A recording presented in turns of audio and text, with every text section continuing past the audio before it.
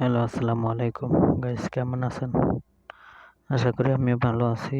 এই যে একটা মার্কেটে গেছিলাম। 2018 সালে যে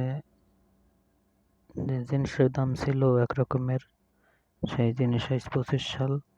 এই যে হলে দিয়ে মালটা, আপেল, কমলা, এটি পার কিলো 7 টাকা, 8 টাকা, যা ছিল 2 টাকা, 3 টাকা। দেখেন আনার, এটি হয়েছে দিয়া 8 টাকা, 9 টাকা, 10 টাকা এরমের কিলো। ঠিক আছে, তাইলে কি খামো আর কি চলমু?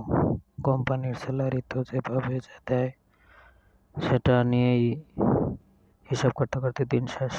একটা কম্বল 8 কিলো, দেখেন 130 রিয়াল,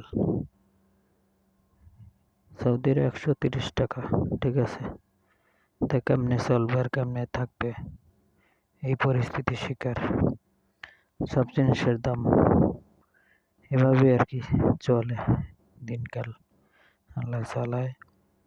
আর দেখেন সৌদিও কারবার, সৌদিরা এমন এমন খাবার তৈরি করে তা শেষ করার মতন না। তারা যে খাবার তৈরি করে তার থেকে অপচয় করে বেশি। এ দেখেন একটা খাসি বা দুম্ব, একটা নামানাম, এভাবে। তাই যার আছে সে খায় না, আর যার না আছে সে পায় না।